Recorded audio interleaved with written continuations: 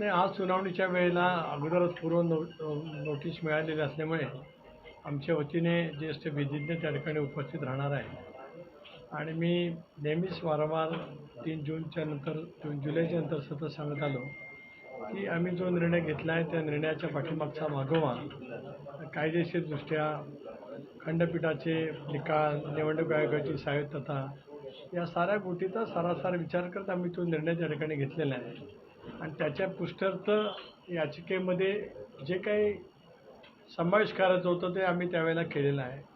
Okay, आता ज्यावेळेला प्रत्यक्षात सुनावणी होईल त्यावेळेला प्रति काही सुनावणी किंवा काही चर्चा इतर काही मुद्दे त्या ठिकाणी उपस्थित होतील त्याची त्या पद्धतीने आमच्याकडनं माहिती दिली जाईल. अखेर अधिकृत आकडा किती आहे, जो ॲफिडेव्हिट किती आमदारांनी दिलेले आहेत, किती आमदारांचा अधिकृत पाठिंबा पक्षाला दिलेला आहे? कारण आज सुनावणी होणार आहे आणि ते तुम्हाला ऑन रेकॉर्ड समोर येणारच आहे, सांगायलाच लागणार आहे. बहुतांश आमदारांचा पाठिंबा 90% जास्त हा अजितदादांनी घेतलेल्या भूमिकेच्या सोबत त्या ठिकाणी आहे.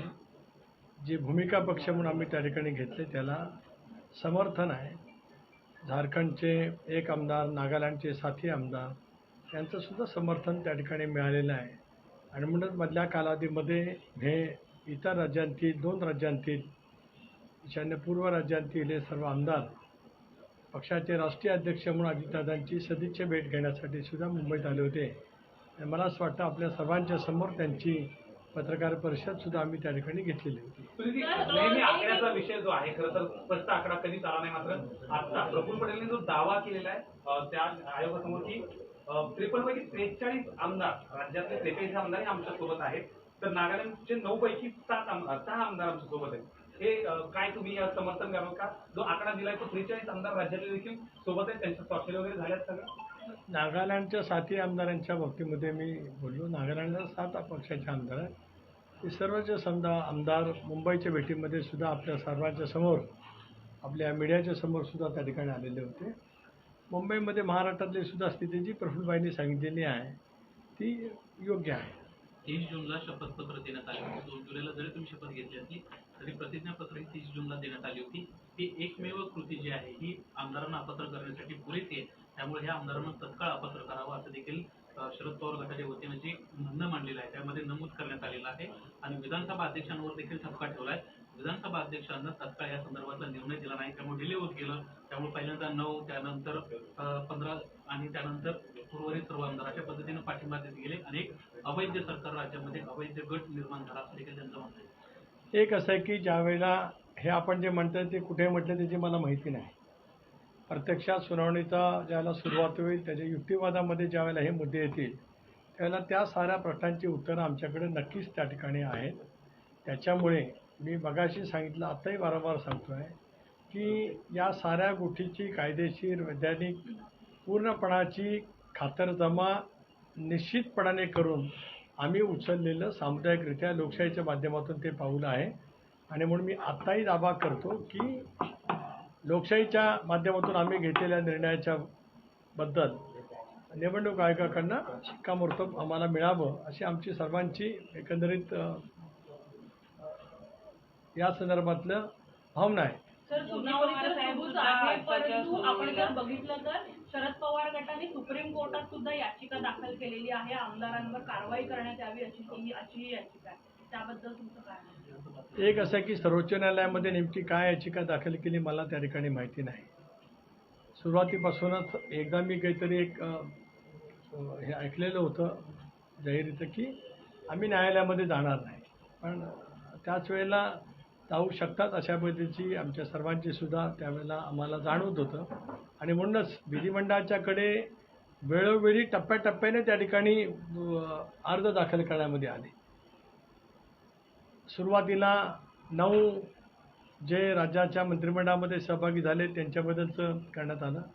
त्याला आम्ही तिघांच्या विरोधामध्ये केलेलं आहे. असं नाही की आमचे काही त्या ठिकाणी विधानसभा अध्यक्षांकडे तक्रार नाही. आमचे सुद्धा विधानसभा अध्यक्षांकडे त्या क्षणाला तक्रार आहे. जशी नंतरच्या वेळेला ते 3 महिन्याचा कालावधी उरलेल्या आमदारांच्या वतीमध्ये काय केलं ते काय कळू शकलं नाही आणि त्याच्यामध्ये सुद्धा बऱ्याचशा आमदारांची नावं आणि संख्या आहे. आपण जी संख्या मला विचारता ती जवळपास संख्या तिकडून शिक्कामोर्तब झाल्यासारखीच आहे. मोठे पवार साहेब पण आज या सुनावणीच्या दरम्यान उपस्थित राहतील असं कळतंय. त्यांच्या उपस्थितीमुळे कुठेतरी थोडासा प्रभाव पडू शकतो. नाही, मी तर आज वर्तमानपत्रात किंवा वाहिन्यांच्या मधून कालपासून पाहतोय की आदरणीय साहेब काही सुनावणीत जाणार नाही. मला माहीत नाही की आज सुनावणीच्या वेळेला साहेब दिल्लीमध्ये इथे निवडणूक आयोगाकडे गेलेत किंवा काय, मला त्याच्यातली कल्पना नाही. अशा ज्या वेळेला न्यायिक सुनावणी असतात दिवाणी संदर्भातल्या, त्यावेळेला ज्यांना बोलवलं जातं ते उपस्थित राहावेत असं फारसं अभिप्रेत नसतं. परंतु आदरणीय साहेब जर काय गेले असतील तर मला त्या बाबतीतलं काय म्हणायचंही नाही आणि मला माहितीही नाही त्या संदर्भात. तटकरे साहेब, मुळात यातला जो दावा आहे तुमचा, जो दावा दिसून येतो की शरद पवार यांची जी नियुक्ती आहे ती नियुक्ती आहे, निवड नाही आहे, आणि तुम्ही निवड केलेली आहे. आता पवार गटांच्या वतीने सुद्धा अशा स्वरूपाचा दावा केला गेला की ही निवड करताना प्रफुल्ल पटेल यांनी त्यांची अंतर्गत कमिटी होती, त्यांच्या अखत्यारीखाली ही निवड करण्यात आलेली होती. त्यामुळे तुमचे दावे हे किती खरे आहेत याविषयी प्रश्नचिन्ह उपस्थित. एक असं आहे की राष्ट्रवादी काँग्रेस पक्षाची जी घटना आहे ती अशी पिरामिडसारखी आहे.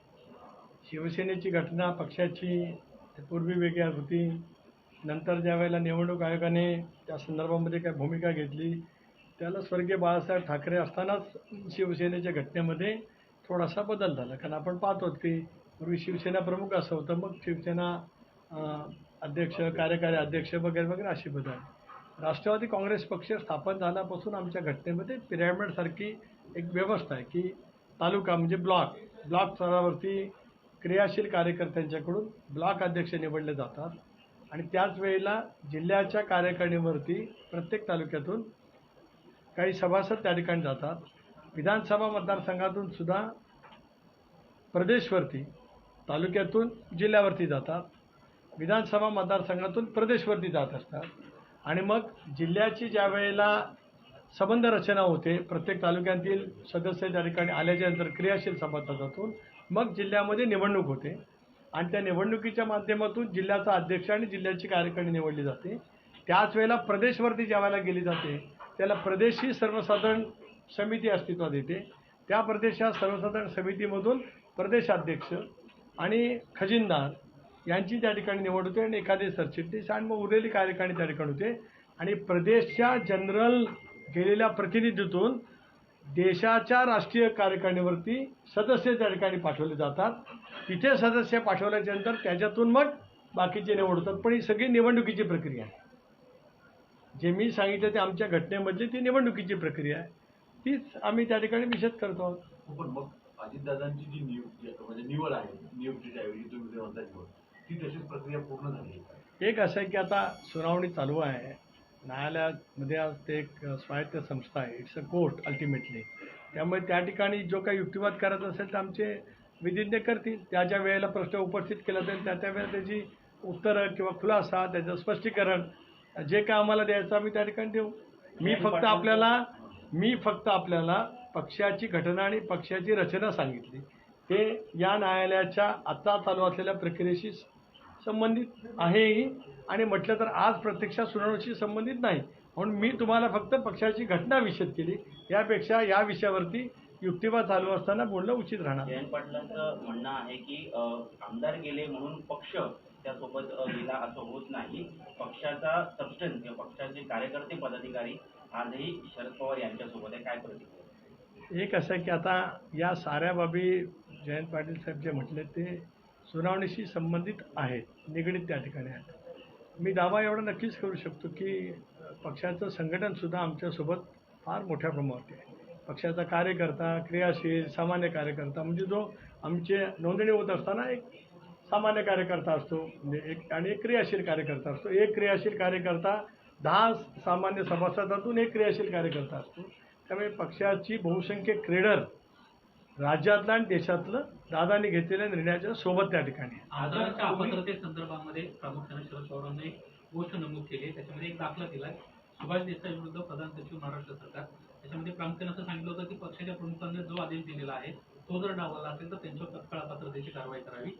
पक्षाच्या अध्यक्षांचं असं म्हणणं होतं की आपण महाविकास आघाडीसोबत राहायचे, परंतु तुम्ही सत्तेत सहभागी झाला त्यामुळे अपात्रतेसाठी एक कारण पुरेसं आहे. एक असं आहे की आता ही सुद्धा न्यायालयातली म्हणजे यांच्या सरकारची विधानसभा अध्यक्षांच्याकडची प्रक्रिया राहील. ज्या वेळेला राष्ट्रवादी काँग्रेस पक्षाच्या 9 विधानसभा सदस्यांनी मंत्रिपदाची शपथ घेतल्याच्या नंतर त्यांच्या विरोधामध्ये ज्या पद्धतीने याचिका विधानसभा अध्यक्षांकडे दाखल झाली, तशीच त्या क्षणाला आम्ही सुद्धा जयंतराव पाटील आणि काही सदस्यांच्या विरोधात विधानसभा अध्यक्षांकडे त्याच कायदेशीर मुद्द्याच्या आधारित आम्ही सुद्धा याचिका दाखल केलेली आहे. त्याच्यामुळे दावे प्रतिदावे योग्य अयोग्य हे शेवटी विधानसभा अध्यक्ष त्या ठिकाणी ठरवतील आणि विधानसभा अध्यक्ष त्या ठिकाणी ठरवत असताना निवडणूक आयोगाचा पक्षासंदर्भातला निर्णय सुद्धा त्या ठिकाणी एक पुरावा म्हणून किंवा एक महत्त्वाचं त्याच्यातलं एक असेट म्हणून ठरवलं जात असतं. पवारसाहेब आता तिथे सुनावणीला हजर झालेले आहेत. त्याचा इन्फ्लुएन्स हा होईल का असं वाटतं? कारण की शेवटी पवारसाहेबांचं नेतृत्व आणि अर्थात दिल्लीचं नेतृत्व नाही, मला साहेब त्या ठिकाणी हजर झाल्याची माझ्याकडे इथे माहिती नाही. गेले असतील तर ठीक आहे ना, त्याला काय.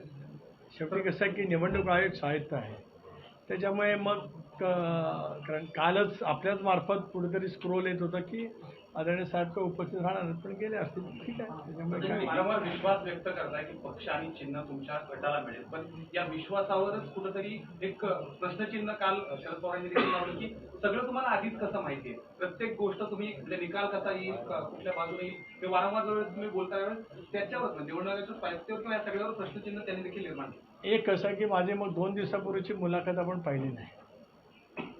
मी असं म्हटलं की निवडणूक आयोगाचे स्वायत्तता आणि निवडणूक आयोगाने अलीकडच्या कालावधीमध्ये आणि वेळोवेळी दिलेले निकाल, सर्वोच्च न्यायालयाच्या खंडपीठाने दिलेले निकाल, या सगळ्याची आम्ही कायदेशीर पूर्णपणाने माहिती घेतली, ज्येष्ठ विधिज्ञ तज्ज्ञाशी घेतली. त्यामुळे मी म्हटलं ना की आयोगाकडनं काय काय विचारलं जाऊ शकतं, तर पक्षाचं संघटन, पक्षाची प्रक्रिया, विधिमंडळात निवडून आलेले सदस्य, आज जर का आपण पाहिलं तर या साऱ्या गोष्टीची उत्तरं अलीकडे जे काही निवडणूक आयोगाने निर्णय दिला आहे पक्षाच्या संदर्भातला, सर्वोच्च न्यायालयाने निर्णय दिला आहे एकंदरीत डिस्क्वालिफिकेशनच्या संदर्भातला, ज्याचा उल्लेख तुम्ही या ठिकाणी शुभा देसाई वर्सेस विधिमंडळ सचिवालय केला आहे, त्या साऱ्या त्याची उत्तरं आलेली आहेत ना. मी जे म्हटलं तर मी कुठेही निवडणूक आयोग असं देणारा असं म्हटलं नाही. मी असं म्हटलं की कायद्याच्या कसोटीवरती आम्ही घेतलेल्या निर्णयावरती शिक्कामोर्तब होईल. ते प्रत्येकजण म्हणतं, त्याच्यामध्ये चूक काय? न्यायालयामध्ये गेलेली प्रत्येक व्यक्ती, मग ती दिवाणी न्यायालयात असो, फौजदारी न्यायालयामध्ये असो, मामलेदार कोर्टमध्ये असो, JMFCच्या पुढे असो, उच्च न्यायालयात असो, अन्य कुठे असो, ते प्रत्येक व्यक्तीला वाटतच असतं की निकाल माझ्या बाजून लागेल. त्याच्यात गैर काय? ही नैसर्गिक प्रक्रिया आहे. I am not talking anything beyond the nature, I am talking within the nature. माझं कुठलंही वाक्य असं नेचरच्या विरोधातलं नाही. एखादा सामान्य माणूस मामलेदार कोर्टामध्ये गेला तर तो म्हणणारच माझ्या बाजून निकाल लागेल, कारण मी सत्य आहे, त्या आधारित मी वाक्य बोललो. त्याच्यामुळे काही वेगळं वागं कोणालाही वाटायचं काही कारण नाही. उद्धव ठाकरे राज्यात पक्ष चोरीचे प्रकार वाढले. उद्धव ठाकरेंनी आज अजितदादांबद्दल चिंता व्यक्त केली. त्यांचं म्हणणं आहे की मी मुख्यमंत्री असताना अजित पवारांना कधीच नाराज होताना बघितलं नव्हतं, ते नाराज व्हायचे नाही, परंतु आत्ताच्या सरकारमध्ये वारंवार त्यांची नाराजी आहे, चिंतेचा विषय आहे. नाही, त्यांनी असं म्हटलंय की ते ज्यांनी त्यांना सरकारमध्ये बसवलं ते त्यांच्याच उरावर जाऊन आता बसलेत, असं वाक्य त्यांनी वापरलंय. उद्धव ठाकरे काय म्हणाले? त्यांची नाराजी अजितदादांवर होती, आज त्यांच्याच उरावरती अजित पवार जाऊन बसलेले. एक असं आहे की अजितदादा नाराज आहेत असं उद्धवजींना कुठला कळलं मला माहीत नाही. कारण आता काल परवा अजितदादांच्या आजारपणाच्याबद्दल मी स्वतः प्रदेशाध्यक्ष म्हणून त्या ठिकाणी खुलासा केला. दादांची नाराजगी कुठल्याही पद्धतीची नाही. स्पष्टपणाने अतिशय कॉन्शियसली विचारपूर्वक लोकशाही मानणारा राष्ट्रवादी काँग्रेस पक्ष असल्यामुळे लोकशाहीच्या माध्यमातून आम्ही तो त्याकडे निर्णय घेतलेला आहे. नाराजगी अजिबात त्या ठिकाणी नव्हती. उद्धव ठाकरेंच्या सरकारमध्ये सुद्धा का ऑलवेल होतं असं काय त्यांना म्हणायचं आहे का? त्यांच्या पक्षात ऑलवेल होतं का? त्यांच्या पक्षात जर का ऑलवेल असतं तर आता हे पुढचं पाहायलाच नसतं मिळालं. त्याच्यामुळे त्यांनी दादांना काय सल्ला देण्यापेक्षा आपलं सरकार महाविकास आघाडीचं का गेलं त्याचं पहिल्यांदा उत्तर शोधावं असं माझी त्यांना नम्रतेची विनंती आहे. आणि ते त्यावेळेला महाविकास आघाडीचे प्रमुख होते. ते सरकार काय राष्ट्रवादी काँग्रेस पक्षामुळे गेलं नाही, ते का गेलं त्याचा विचार त्यांनीच करायचा आहे. सध्या राज्यात पक्ष चोरीचे प्रकार वाढले. पहिली शिवसेना चोरीला गेली, त्यानंतर आता राष्ट्रवादी चोरीला चालली, अशा पद्धतीचं वक्तव्य जयंत पाटलांनी केलंय. विठ्ठलाला मी साकडं घातलंय, देशात असे प्रकार वाढले, ते कुठेतरी थांबायला हवेत असं केलं. आता असं की जयंत पाटील कुठला पक्ष कसा चोरीला गेला का म्हणतात मला काय माहीत नाही. कारण मी म्हटलं ना की पोटातलं न पाणी आणलं आणि डोळ्यातलं पाणी न टिकणं हा त्यांचा स्थायी भाव आहे कार्यक्रम करण्याचा. त्याच्यामुळे या सगळ्या प्रक्रियेत किंवा जसं आम्ही सांगितलं वारंवार की एकनाथ शिंदे साहेबांनी सरकारमधून बाहेर पडण्याची भूमिका घेतल्याच्या नंतर राष्ट्रवादी काँग्रेस पक्षाच्या 53 आमदारांची जी बैठक झाली, ज्या बैठकीला आदरणीय जयंतराव पाटील साहेब पक्षाध्यक्ष, राज्याचे जलसंपदा खात्याचे मंत्री उपस्थित होते, त्यांच्या सहित सगळ्यांनी भारतीय जनता पक्षाबरोबरच्या सरकारमध्ये सहभागी व्हावं अशा पद्धतीची विनंती राष्ट्रीय अध्यक्षांना त्यावेळेला केलेली होती. असं वारंवार आम्ही सगळीकडे म्हणत आलेलो आहोत. त्याच्यामुळे आता हे अमकं हे तमकं वगैरे वगैरे किंवा आम्ही घेतलेल्या भूमिकेच्या नंतरसुद्धा अनेक काही घटना आहेत ज्याच्याबद्दल मी आज काय उल्लेख करू इच्छित नाही. मी सांगितलं की 14ला आम्ही बाहेरून पाठिंबा दिला, 17ला काही घटना चाललेल्या होत्या, 19ला सुद्धा कसं कसं झालं ते विषय आहे. त्याच्यानंतर महाविकास आघाडीचं सरकार आलं तो विषय आहे. आता अशा अनेक विषय आहेत. त्याच्यामुळे मला असं वाटतं की या सगळ्या विषयांची माहिती जयंतरावांना सुद्धा त्या ठिकाणी आहे. पण काही वेळेला काही गोष्टी बोलाव्या लागतात, कारण ते बोलल्याशिवाय बोनाफाईड सिद्ध होत नसतात आणि म्हणून कदाचित जयंतराव तशा पद्धतीने बोलले असतील. याचा अर्थ जयंत पाटील सुद्धा भविष्यात कदाचित तुम्हाला समर्थन देतील असं काढायचं. मन की बात बताओ. करेक्ट कार्यक्रम कधी करायचा ते जयंतरावांना माहिती असल्यामुळे ते योग्य वेळेला कार्यक्रम करतील. प्रफुल्ल पटेलांना जे आज निवडणूक आयोगामध्ये सांगितलं की 43 आमदार आमच्याकडे आहेत. आता तर तुम्ही ती लिस्ट पब्लिश करणार आहे की नाही, कोण आहे किंवा कुठले आमदार आहेत? कारण 43 आणखी पण आहे आमदार आहेत. 43च्या विधानसभा सदस्यांची संख्या आदरणीय प्रफुल्लबाईंनी राष्ट्रवादी काँग्रेस पक्षाच्या माध्यमातून निवडणूक आयोग, कारण मी मुंबईत आहे, मग तिथे काय दाखल झालेलं आहे किंवा तिथे काय युक्तिवाद चालू आहे मला माहीत नाही. कारण मगाशी आपलं वार्तालाप सुरू होण्यापूर्वी युक्तिवाद सुरू झाला नव्हता असं आपल्यापैकीच काहीने मला या ठिकाणी सांगितलं. त्याच्यामुळे जी नावं त्या ठिकाणी होतील, पण त्याच्याहीपेक्षा जास्ती संख्या असू शकते. सर, एकूण किती शपथपत्र आता तुमच्याकडे आहेत आणि ते तुम्ही सबमिशन करणार आहात निवडणूक आयोगामध्ये? निवडणूक आयोगाकडे काल मी सांगितलं ना जवळपास 1.5 लाखाच्या आसपास शपथपत्र आमच्याकडे आहेत. त्यातले 90% आसपास निवडणूक आयोगाकडे दाखल झालेले आहेत. ही राज्यांतील केवळ नव्हे, देशांतल्या विविध राज्यांतील सुद्धा शपथपत्र त्या ठिकाणी आहेत. मग असा स्पेसिफिक आकडा आहे का महाराष्ट्रात इतके झालेत? आणि जरी पक्ष चोरण्याचा प्रयत्न झाला पण महाराष्ट्रातील जनता चोर नाही असं शरद पवारांनी दिल्लीमध्ये म्हटलं होतं. नाही, तुम्ही म्हणताय ते वाक्य म्हटल्याचं मला प्लीज दाखवा, मग मी बोलेन. भाषणामध्ये म्हटलं नाही, मला दाखवा क्लेम. विनाकारण कसं होतं की आपण स्पेक्युलेशन करून काहीतरी प्रश्न एका राष्ट्रीय नेतृत्वाच्या बद्दलचा विचारायचा आणि त्याच्याकडनं माझ्याकडनं उत्तर अपेक्षित घ्यायचं हे याच्यामध्ये बसत नाही. मला आपण जरूर दाखवा, मी लगेच इन्स्टंटली उत्तर देईन. आत्ता आपण दाखवावं, एका क्षणात मी त्याचं उत्तर देईन. थँक्यू, धन्यवाद.